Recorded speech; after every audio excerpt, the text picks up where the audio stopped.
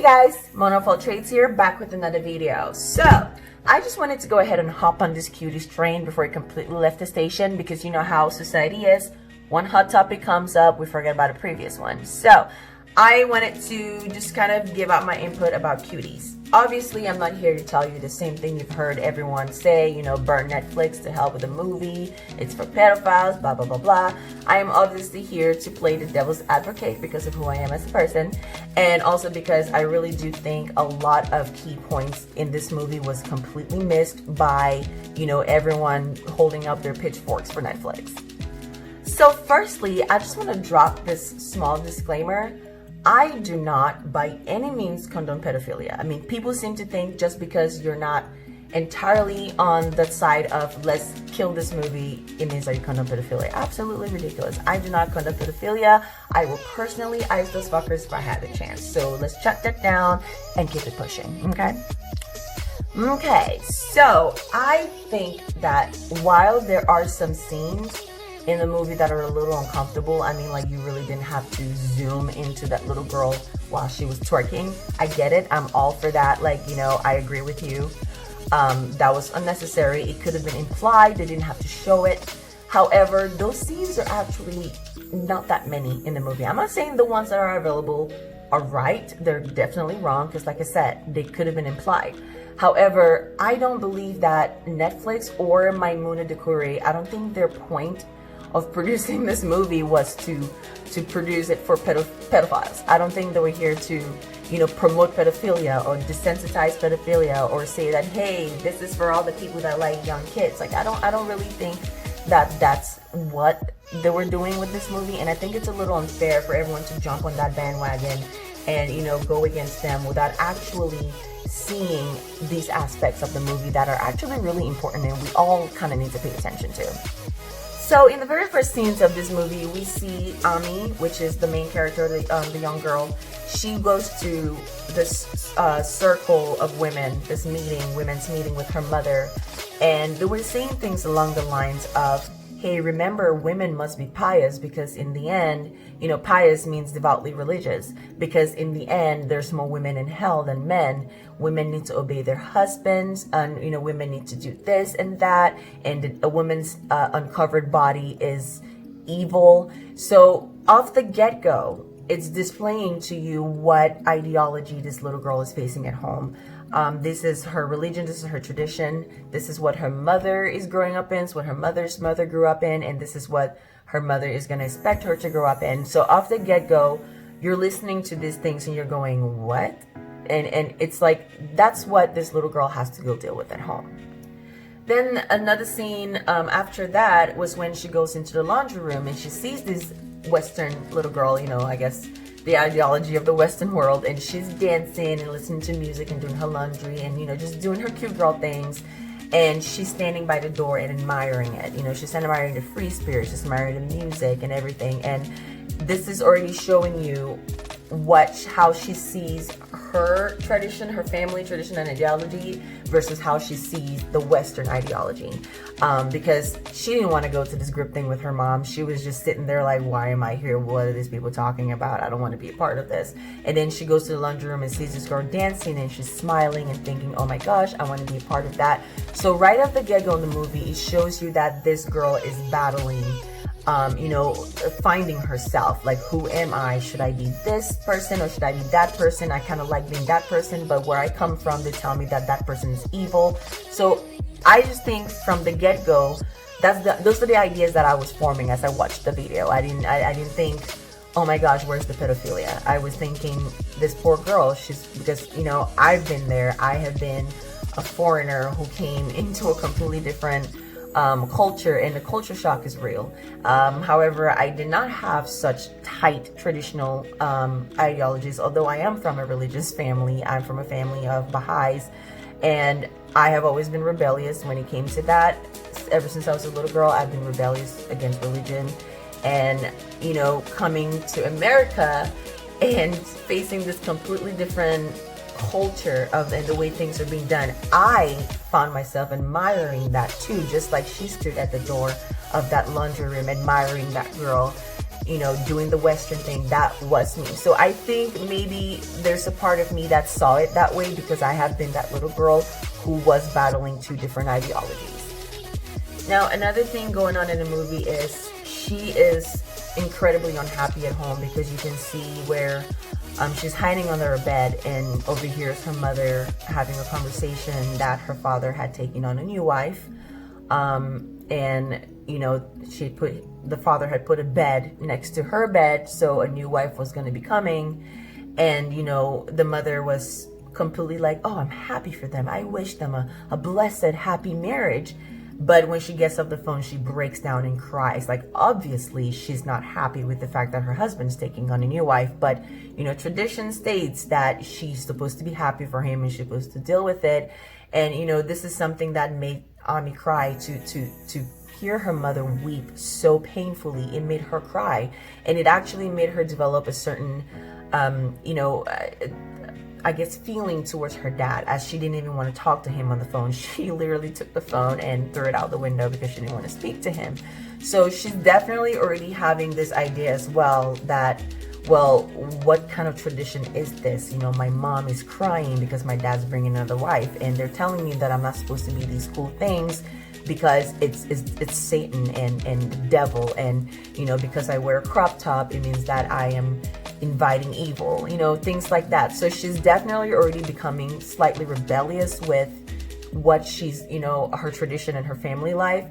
And again, this is, I don't know how people missed this and went straight to pedophilia, but let's keep talking because there's more. Now, speaking of Western ideologies, okay, she goes to school. The girls that she winds up dancing with were not her friends off the get-go. They were actually, obviously the popular girls in school. They were the pretty girls. Everyone liked them. They danced and they looked cute and whatever. And she admired them. She wanted to be part of them. She wanted to have friends like that. But, one of them would call her homeless. Yes, one of them legitimately gave her the nickname homeless because of what she wore.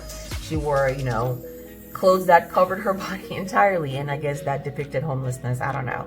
But they picked on her. They made fun of her. They tossed her books around and called her a creep because she was watching them. And, they were looking at her admiration and making fun of her and teasing her and making her feel small for it. And if you've ever been bullied, I know this because I have.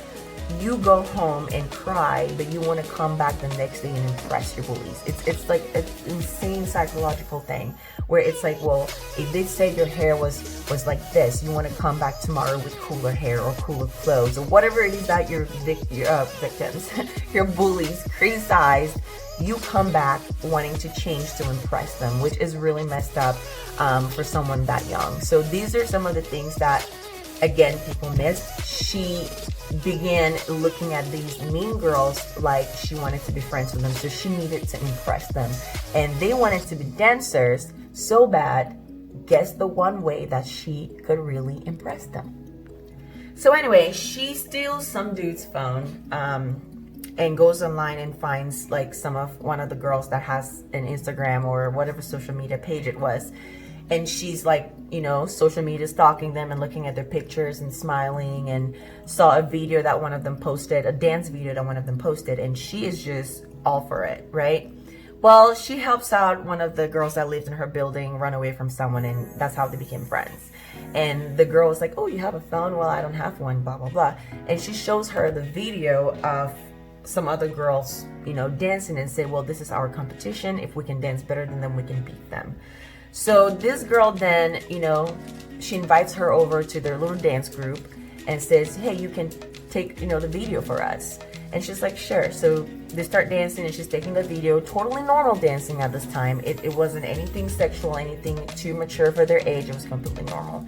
So at the end of all of that, they started teasing her again, saying that, hey, you're flat all around, no butt, no boobs. So because of that, obviously it made her feel bad. She went home with that phone and started looking online at big booty pics and big booty videos and twerking videos because she felt bad that she had no ass, according to her friend who had just, told her she was flat all around.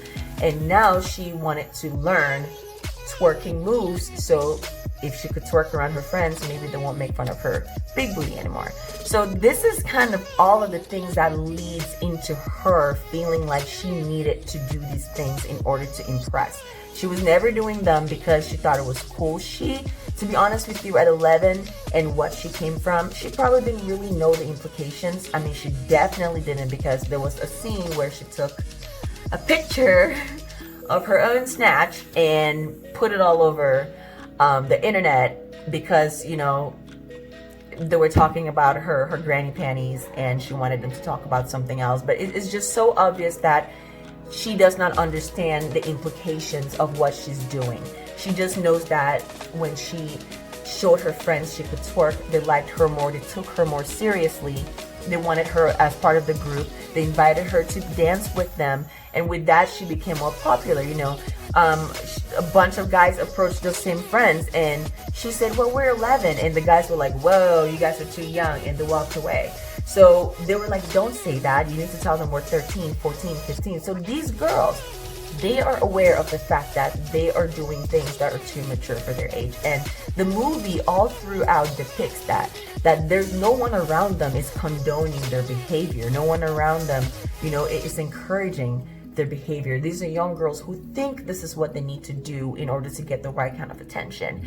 And that's literally what is happening in society today. There are girls that young doing things even more inappropriate in order to fit in or to get attention or to be liked. And I feel like that's the message that Maimouna Dukuru was trying to send here. However, because of the way Netflix marketed this whole movie off the get-go, it turned everything the wrong way.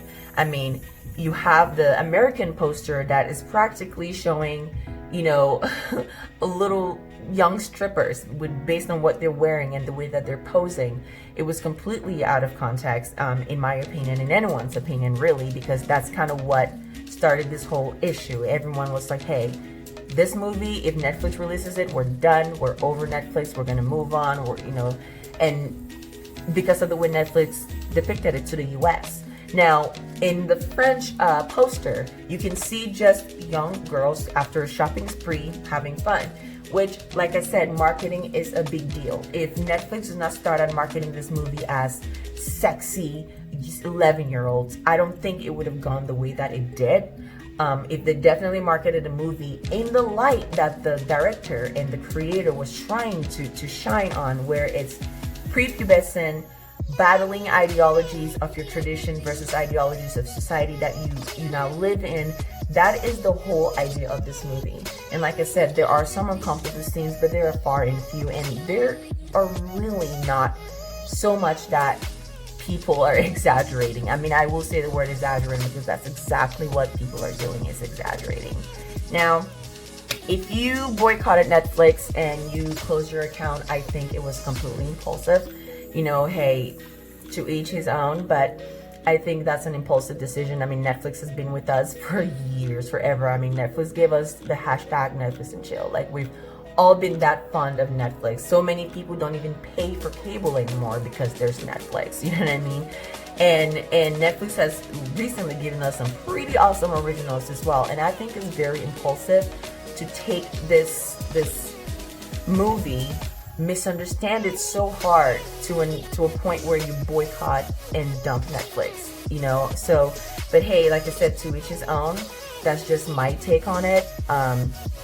That's just what I think. I definitely welcome constructive comments and intelligent debates. Emphasis on constructive and intelligent.